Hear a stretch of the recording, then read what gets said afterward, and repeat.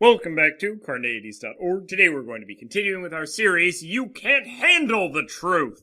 In this video, we're going to be looking at pragmatist theories of truth with William James. We're also going to be talking about some kind of pragmatist epistemology and its implications and arguments against and for skepticism. Rather, against skepticism and some skeptic arguments in response. So, what is pragmatism? Well, pragmatism is a larger philosophical tradition in that it doesn't just deal with truth, that deals with the analysis of concepts and the practical implications of our choosing to take a concept to have a certain meaning over another. Basically, the pragmatist is talking about figuring out what we mean by a certain concept and how we can choose what meaning that concept has. For the pragmatist, we should take whatever meaning makes the most sense in a particular context.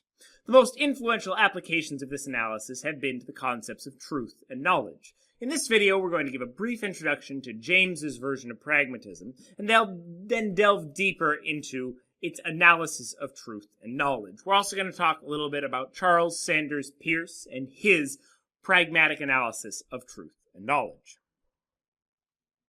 In his lectures defending pragmatism, James claims that it can solve one of the principal dilemmas in philosophy. A lot of philosophers start their lectures like this. He claims that there's always been tension between two ways of thinking, the tender-minded and the tough-minded.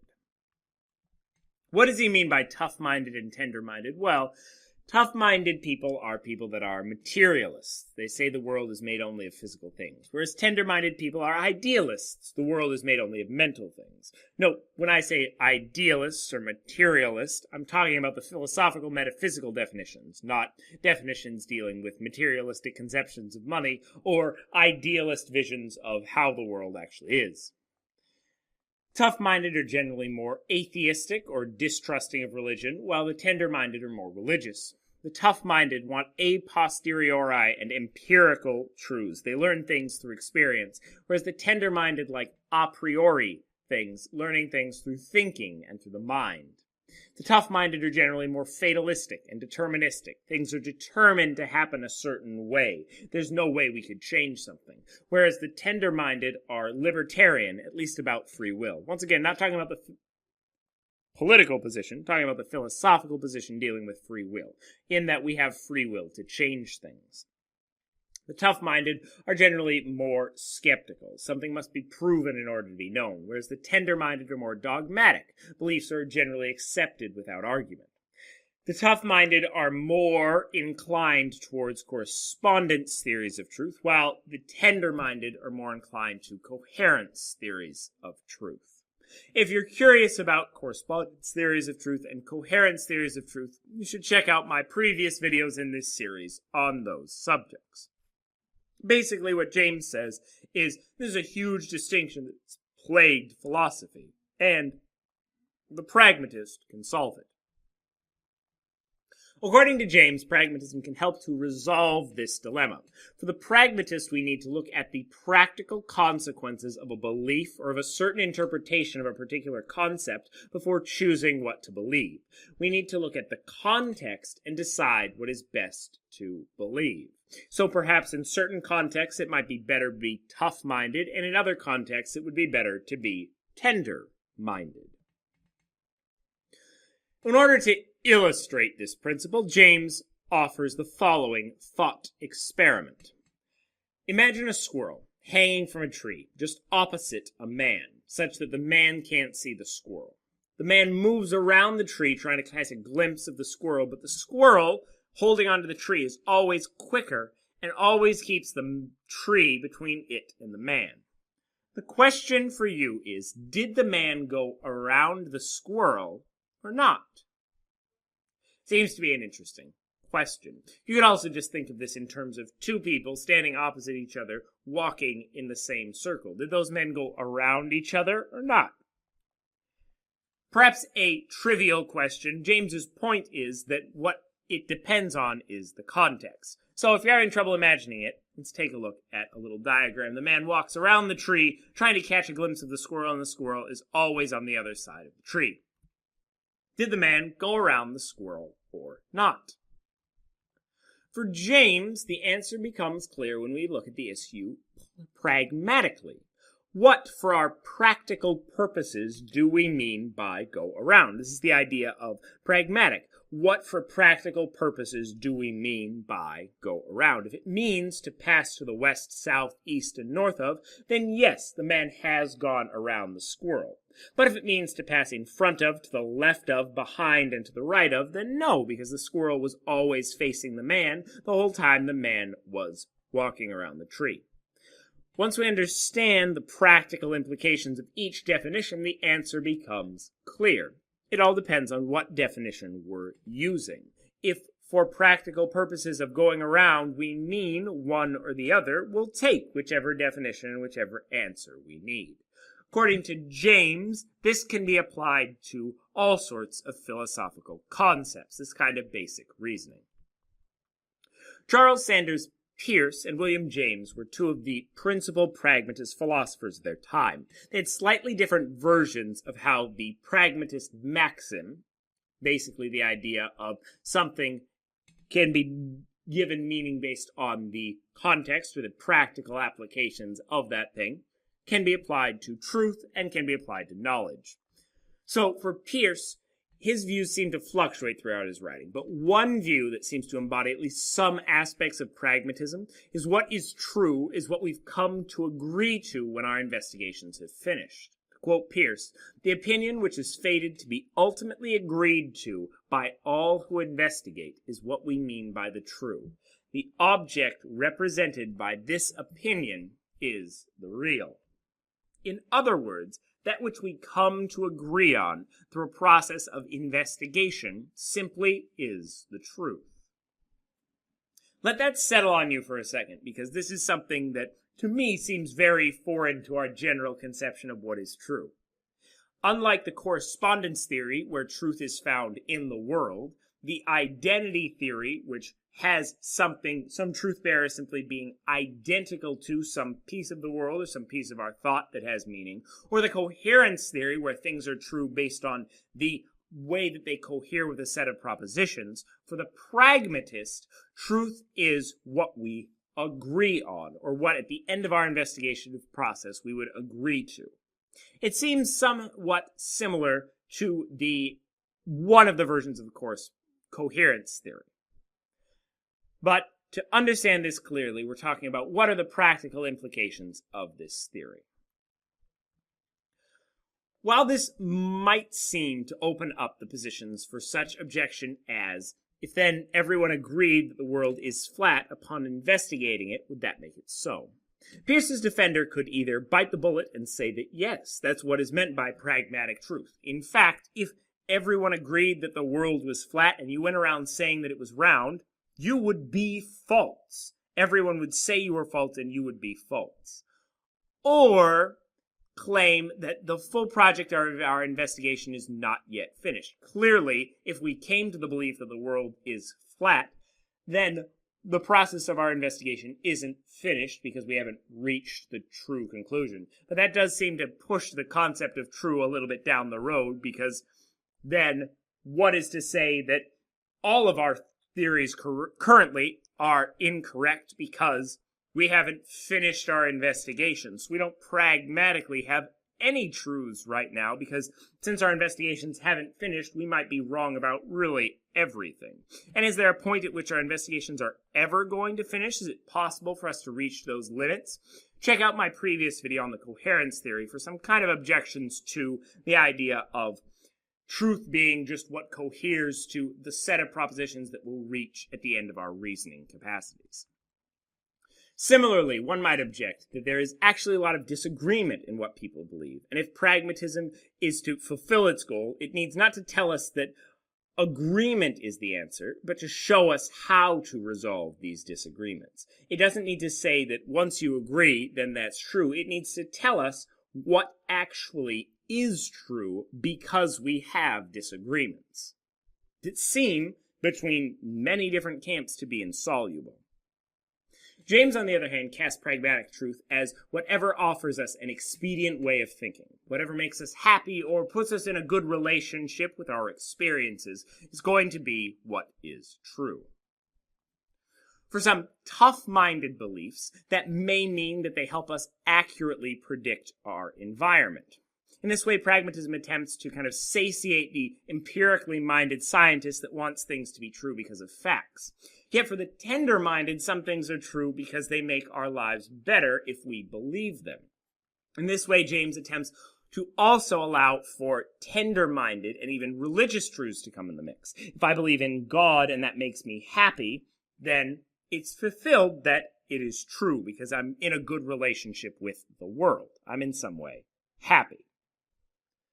This could be cast either as a pragmatist theory of truth or also as a pluralist theory of truth, in the sense that in the pluralist application, for certain truths or certain facts, we deal with tough-minded versions of truth. We deal with a correspondence theory. But for other kinds of truths, the tender-minded a priori truths, we deal with a kind of coherence theory, or even just pragmatic theory of what makes us feel good or what makes us happy. Bertrand Russell famously objected to this view by claiming that this would just mean that Santa Claus must exist, since belief in him makes one happy. Now, in defense of James, one might claim that a belief in Santa Claus doesn't actually lead to happiness, since it would lead to all sorts of letdowns and contradictions in one's belief system. If you honestly were an adult that believed in Santa Claus, you'd probably have a lot of other things troubling in your belief system. But it seems that a belief in God arguably leads to a lot of contradictions and letdowns as well. See things like the problem of evil, for example, as well as many of my other videos arguing against arguments for the existence of God.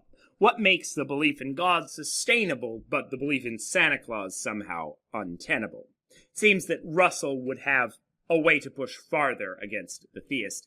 And furthermore, it seems that the force of Russell's objection can still stand. Let us say that I'm a solipsist of sorts, and I believe that I am the only person that exists, and that everyone else is simply a figment of my imagination.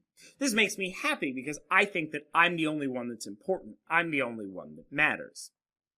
Yet, does that make it true? And if so, how can that be reconciled with another person's identical belief that they also are the only one that exists and everyone else is a figment of their imagination? How can they both be true? Before you give me any arguments against solipsism in the sense of, oh, but that would mean that you would need control over reality if you were a solipsist, but you don't have control over reality, so clearly you aren't the only one that exists. Clearly, we don't have complete control over all of our mental capacities. There's great arguments against doxastic voluntarism, the idea that you can purposefully change your beliefs, and people don't seem to have complete control over their minds, so it wouldn't make sense that even if everything were in your mind, that you would have, in some way, control over it.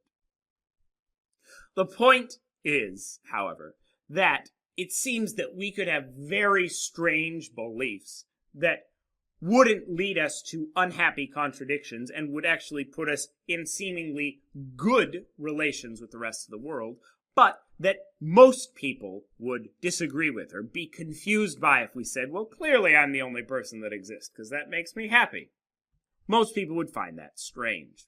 And before leaving the pragmatists, though, it may be instructive to look briefly at their epistemology in the interest of defending skepticism, because the pragmatist, James and Peirce as well, take a number of arguments against skepticism in favor of a fallibilist picture of knowledge. So, an infallibilist foundationalist basically is Descartes, saying that we can, from certain knowledge, build up from a core to certain belief. For the infallible foundationalist, they're basically saying that our reasoning process is perfectly certain and we can completely defeat the skeptic. The fallibilist is going to go a different route. They're going to, one, say that the infallibilist is in some way incorrect, that the skeptic is always going to win, but they're going to say that also, on the other front, the skeptic is somehow wrong or going about the process incorrectly. James and Peirce are going to try to defend a sort of fallibilist epistemology, because this fallibilist epistemology targets the skeptic specifically, and here we have a skeptical channel, and we're talking about James and Peirce. I want to take a brief detour from our study of truth into some epistemology. Therefore, I give you Skepticism versus Pragmatism. So, first we're going to look at some critiques by Peirce of the skeptical position, then we'll look at some critiques by James, and look at some responses from the skeptical side to those. So in his writings, Peirce targets the academic skeptical argument that is best exemplified by René Descartes' method of complete and total doubt. Remember, Descartes isn't a skeptic, he's an infallible foundationalist. He's saying that we can have certain knowledge and there's no chance that we're going to be wrong. Peirce is basically going to say that Descartes is defeated by the skeptic, but that's because he takes the wrong project of trying to be completely infallible. If you want more information on Descartes' projects of doubt or ways that the skeptic can defeat those, check out my series on the cogito or my other series in defense of skepticism. First, Peirce claims that what we create when we engage in Cartesian doubt is not real doubt, since we still actually have the beliefs that we're supposedly doubting. According to Peirce, we should not pretend to doubt something that we actually don't doubt. Second, Peirce is going to question global projects of doubt in general, like Cartesian skepticism. By global, he means doubting basically everything, since their scope is too large. Usually when we investigate something, we hold most of our beliefs solid and only doubt one or two. This global inquisition separates us from our context and the background beliefs that would otherwise ground us. Third, Peirce claims that we should look for a reason to doubt something, not a reason to believe it. We should ask for reasons to have doubt in some proposition, not reasons for believing it. According to Peirce, the skeptic is going about things the wrong way around. Instead of asking for reasons that you believe something, Peirce thinks that the skeptic should be asking for reasons that you doubt something, and the burden of proof should be in some way on the skeptic. Fourth, Peirce thinks that we should not allow individuals to be arbiters of truth, but rather consensus is what is true. Basically, Peirce thinks that giving truth to an individual is giving too much power to one person. It should be something that is agreed upon in some way. Whatever we all agree on or agree to is what is true, not just what one person thinks. He justifies this with an appeal to science, claiming that once scientists agree to something, the question is settled. They don't doubt it further.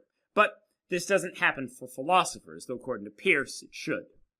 And finally, fifth, Peirce is concerned that philosophy falls apart if there is a single weak piece in an argument, while science can have a conclusion from a wide variety of experiments of varying strength.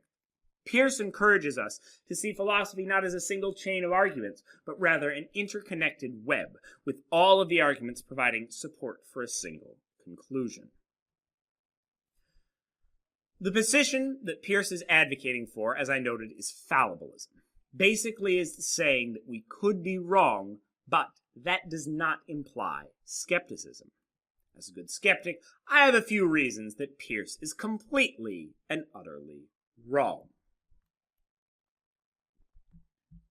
Objection number 1. Don't pretend to doubt something that you actually don't. First response.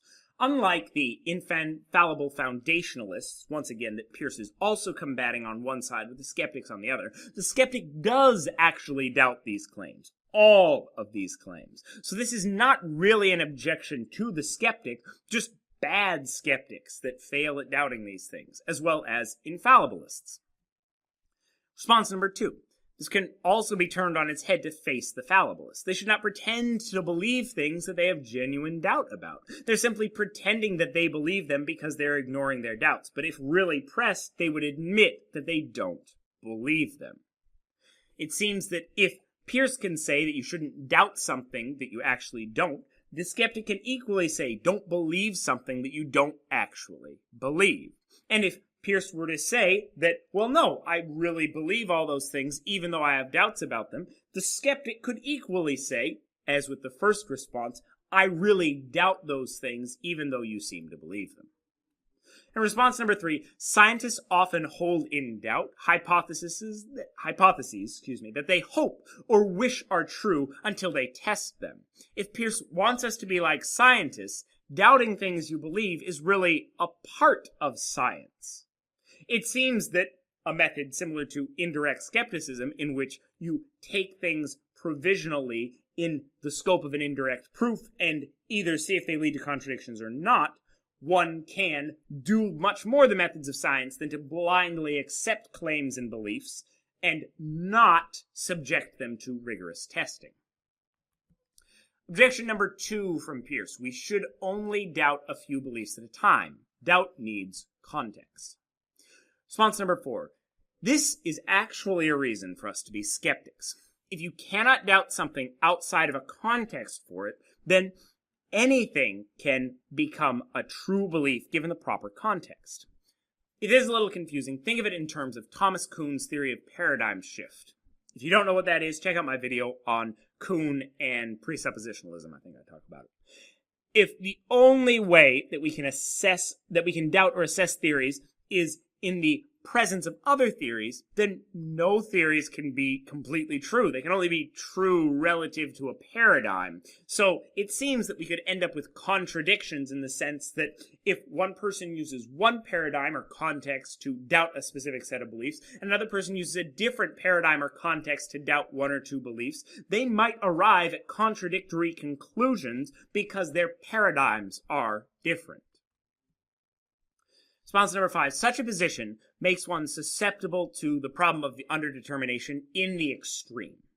We are underdetermined as to which beliefs we choose to doubt and which ones we choose to have faith in and dogmatically hold as certain. Basically, if we're only allowed to doubt a couple of beliefs at a time, whichever beliefs you choose to doubt and whichever beliefs you choose to hold certain are going to be completely up to you. There's not going to be a rational process with which to choose those beliefs to doubt and those beliefs to hold certain. You're going to be irrational in your doubting process. Depending on which beliefs you pick as certain and which beliefs you choose to doubt, you will end up in a drastically different place. Far from bringing philosophers closer together, this will actually drive them farther apart, since there's no rational way to pick what to doubt. The only rational procedure is either to believe everything or to doubt everything. Basically, with this criterion, Peirce is just giving up on rationality.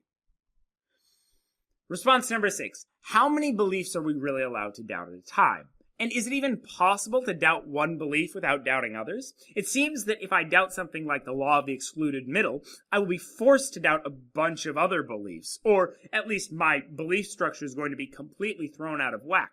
In fact, the whole of my belief system might collapse based on doubting a single basic proposition, like the law of the excluded middle or the law of non-contradiction. Really, I only need to doubt a single claim to arrive at global doubt. The claim that I am not systematically and pervasively deceived. If I want to doubt only one claim, if I can doubt the claim that I am not systematically and pervasively deceived, the entirety of one's belief system will fall down.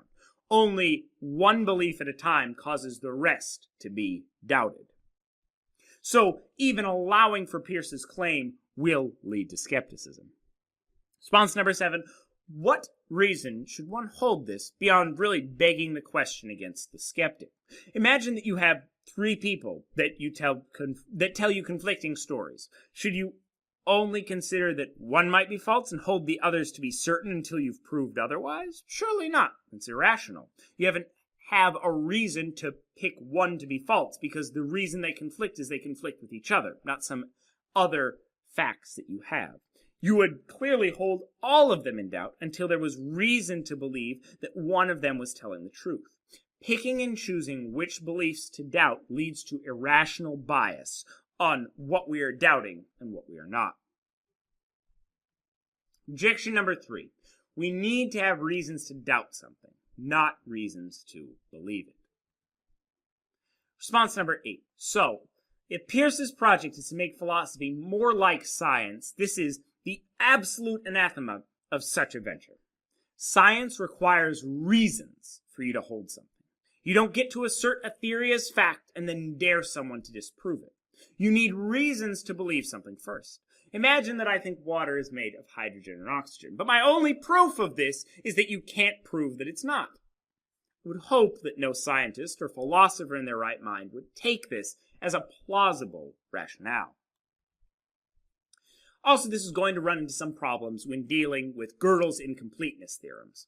Basically, according to Gödel, even in a simple system that can only do basic arithmetic, and we will need at least such a system in creating a full logical framework, and beyond that a process of science, there are propositions that are false, but can never be proved to be so. If we assume that all beliefs are true until proven otherwise, we have to accept false beliefs that we will never be able to get rid of, no matter what we do, because we will never be able to prove them false. We will never be able to provide a proof that we should doubt them. Therefore, Peirce is committed to believing things that are false, even if he works the rest of his project perfectly. Response number 10. This is going to actually be, to some degree, at odds with some of the core values of pragmatism. There are no practical differences or practical loss if we prudently suspend judgment on something, but then act to test its truth.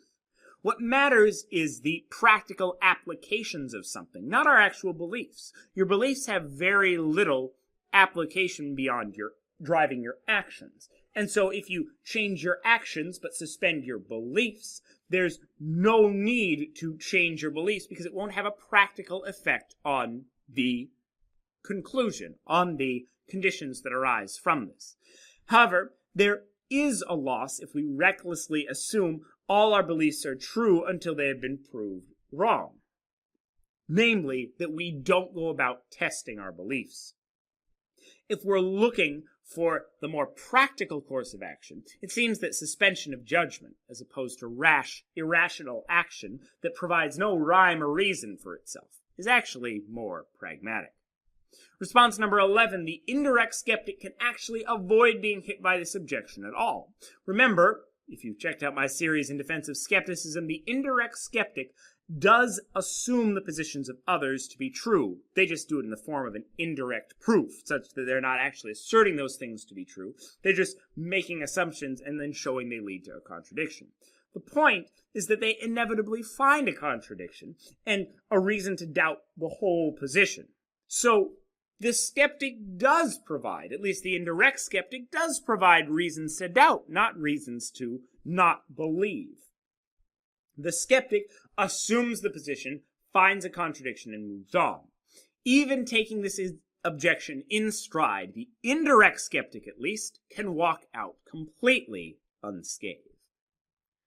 Next up, objection 4. Truth comes from agreement, not from individual thought processes.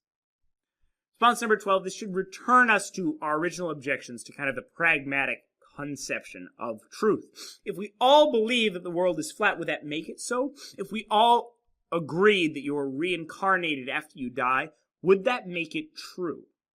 Unless the notion of what is true and what is real has been bastardized beyond recognition, I think that we can safely say that if this is what you mean by truth, there is agreement that you are mistaken on the concept, and therefore, by your own definition, your definition is false. If truth is derived from agreement, we seem to agree that, for the most part, truth does not come from agreement, and therefore, by this definition, the definition is false. It's self-defeating, and therefore not worthy of further argument. But I'll offer a few more responses just for fun. So, psychology can also aid us in this battle. Humans like to agree on things even when they know them to be false. Stanley Milgram, for example, put test subjects in a room full of plants, or people that were also experimenters, that the actual test subject thought were test subjects as well, and asked them which of two lines on a wall was longer. The plants all lied, and more times than not, this test subject would rather go with the group than trust their senses. They would say that the shorter line was longer just because everyone else did. We are predisposed to agree with others even when we have genuine doubts and concerns. There's good reason to doubt that any consensus is not as complete as it may appear. Response number 14. There are many things that people do not agree on, including many matters of science. But By this, we should not trust a few elite scientists that have done the work and have had individual thought processes to prove something like global warming, basically according to this objection in Peirce.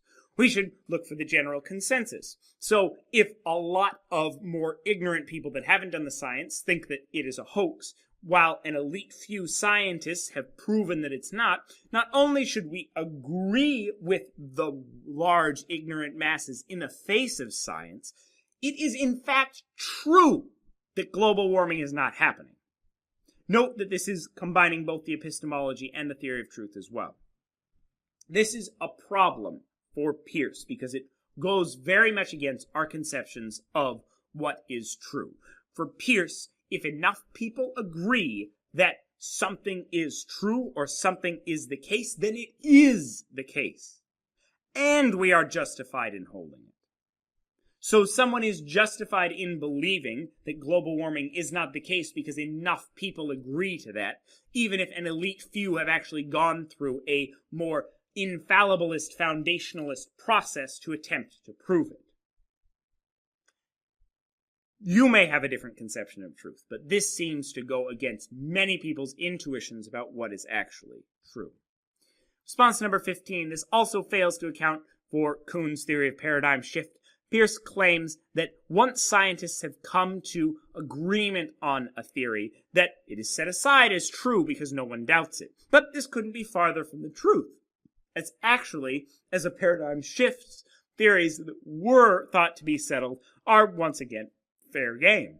And even when they are settled, they are only settled relative to the paradigm, not in any absolute or complete sense. If the paradigm were to change again, the theories would change again.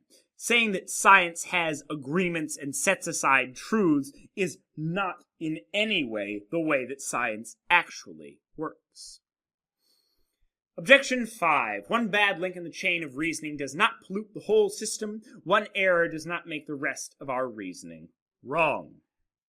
This is a worrying objection for a lot of reasons, and it's an objection that is commonly offered by theists like William Lane Craig, for example, who claims that just because you've found problems with every single one of his arguments for the existence of God, just because he's got a lot of them, his conclusion is right. Response 16. Unfortunately for Peirce, this is simply not how logic works. A single false statement implies anything. A single error in the chain of reasoning makes the whole thing bad. P and not P imply Q. Ex falso quodlibet. Either throw out classical logic or accept that any error corrupts all of your reasoning. That's the way that logic works. If Peirce wants to throw out logic, he can, but he needs to acknowledge that our basic and classical understanding of logic says that a single false statement can destroy the rest of your reasoning and can let you imply any conclusions you want.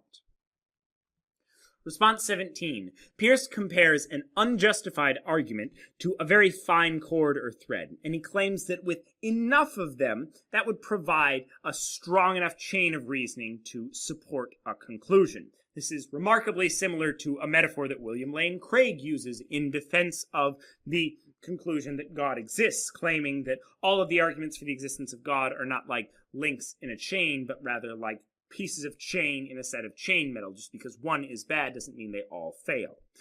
The problem is that this is going to be a false comparison. Bad arguments don't provide in some way a small amount of support for a conclusion. They provide no support for it. No matter how many different invalid arguments you offer for your conclusion, you will not actually build any real support for it. I can sit all day and make invalid arguments. The sky is blue, the sea is full of salt, therefore God exists, over and over and over again, and I will provide absolutely no justification for the claim God exists. It won't provide small little bits of justification, no. A bad argument provides absolutely no justification for a conclusion. Furthermore, this simply makes whoever can produce the most bad arguments correct. Once again, it seems that we don't think that something is true because someone can offer a great number of invalid reasons for it. If Peirce thinks that any of his arguments can stand up to the skeptic, then he should not hide behind other bad arguments. If not, he has failed to answer the skeptic. One error does make the rest of our reasoning wrong. If none of your arguments can be shown on their own to be valid, then your arguments have failed. Just because you have a lot of them doesn't mean that your conclusion is correct. Even if these reasons were not convincing enough, it's easy to see that Peirce's whole project of fallibilism is going to be inherently flawed.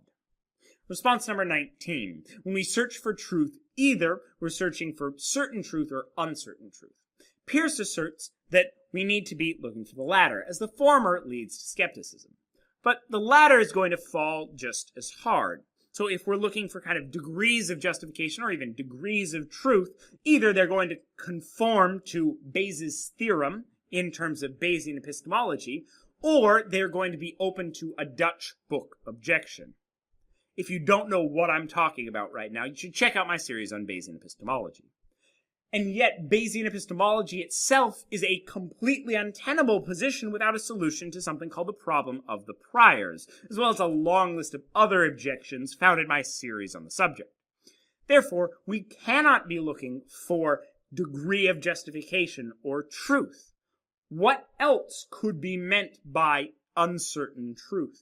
Uncertain truth seems to be a strange concept to me, similar to the old adage that someone could be just a little bit pregnant. Something is either true or it's not. And Peirce thinks that inquiry and the scientific process are such that they will eventually correct themselves. But I'm concerned by this. Response 20. This is an argument that assumes that we can know everything eventually, that all truths will be eventually discovered, or that what is true is simply reducible to what we think is true. Beyond kind of Gödelian concerns related to Gödel's incompleteness theorems, Fitch's paradox poses a problem here. If you haven't seen my video on the subject, basically, if all truths are knowable, it's possible that all truths are known, then all truths are in fact known. An interesting conclusion. But if not all truths are knowable, then what is to say that most or not all of them are in fact unknowable? Since we don't have a really good way of showing that even most of the truths we have are knowable, it doesn't seem that we can be certain that we will eventually arrive at known conclusions, at true conclusions. Science seems to change its mind on issues often enough to make it possible that we will never have a final answer on many of those issues. James also constructs his theory of knowledge in juxtaposition to skepticism. Part of this is done famously in a paper entitled The Will to Believe. I'm not going to get into the argument between James and Clifford here.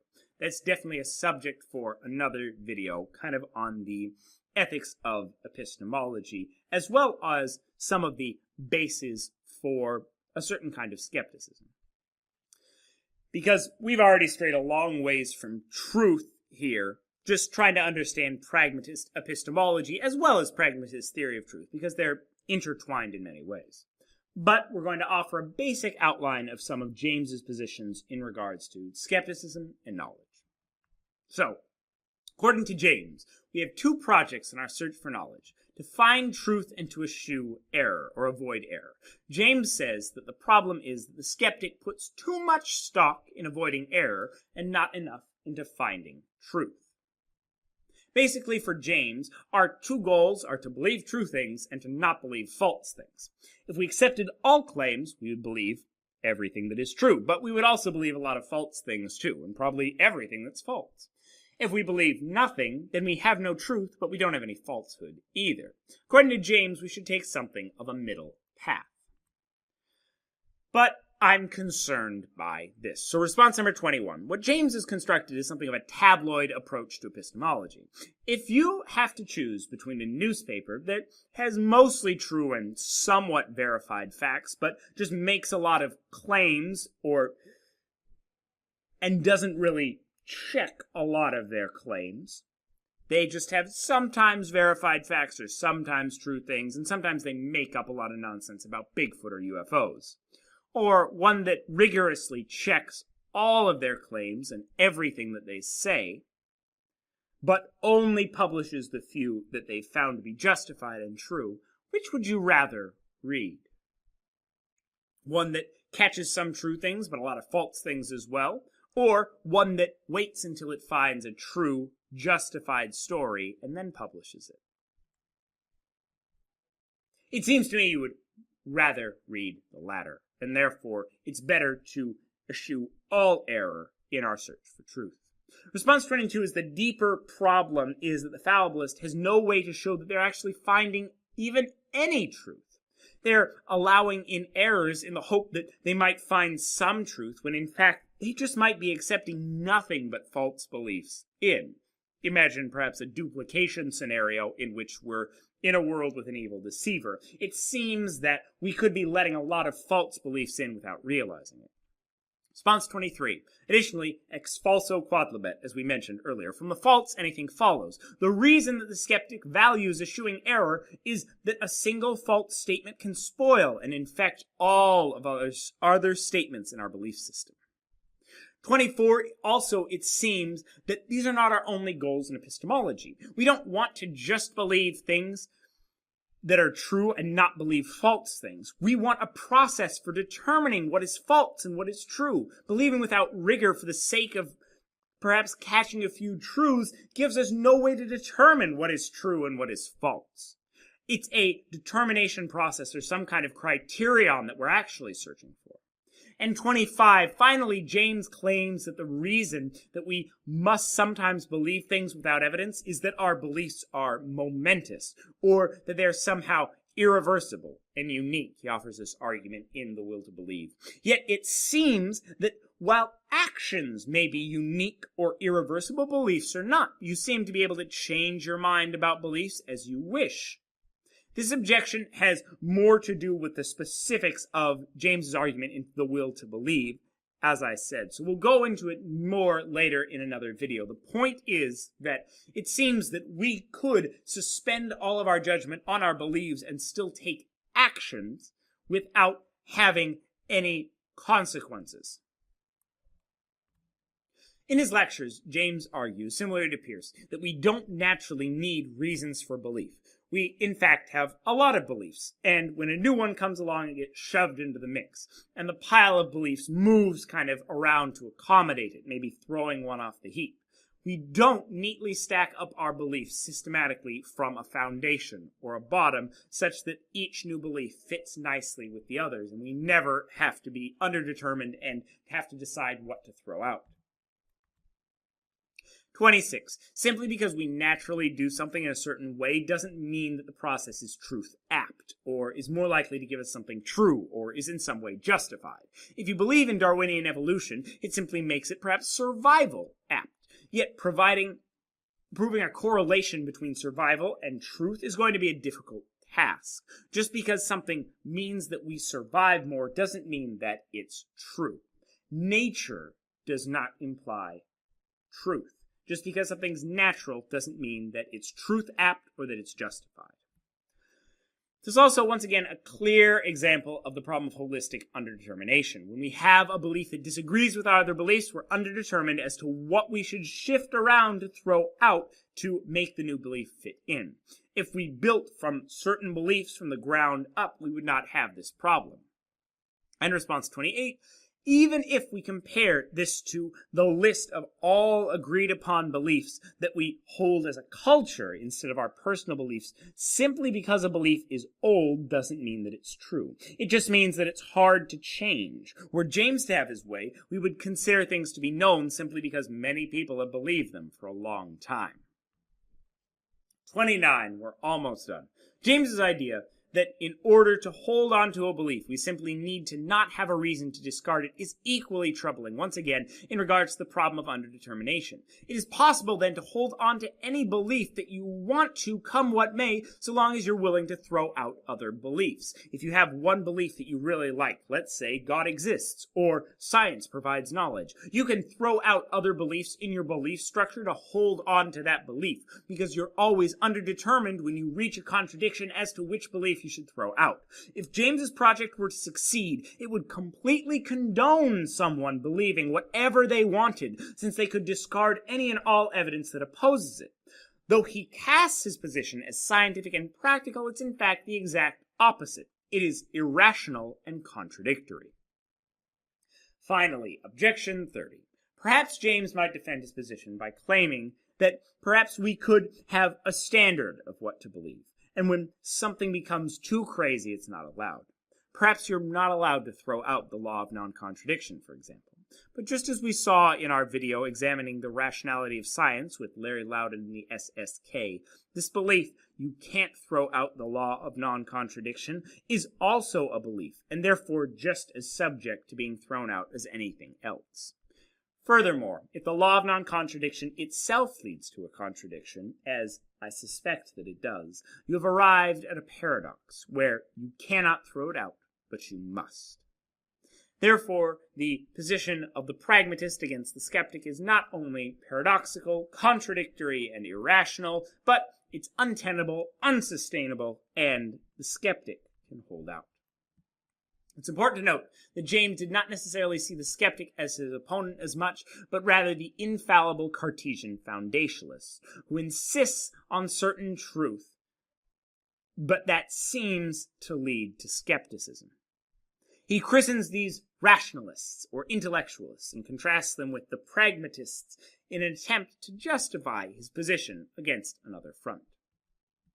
James and later Dewey were very concerned that the rationalists or intellectualists thought that truth could be entirely divorced from experience. They were concerned by so-called a priori truths and that supposedly could be known without experience. Learning about objects for the pragmatists cannot be divorced from the objects themselves. James and company may have had strong arguments, which may pose problems for some infallible foundationalists, but in the end, the skeptic is stronger. And while their theory of truth purports to resolve the disagreement between the tough-minded and the tender-minded, it creates a conception of truth that is entirely foreign to what we generally conceive of as true. That was the pragmatic theory of truth, or pragmatism. Next up, we're going to be looking at deflationary theories of truth, followed by pluralist theories of truth, Tarski's theories, Kripke's theories, revisionist theories of truth, and finally the two truths of Tibet. Check out Christopher Hookway's article entitled Pragmatism on the SEP, the Stanford Encyclopedia of Philosophy. For more information, watch this video and more here at Carneades.org. Stay skeptical, everybody.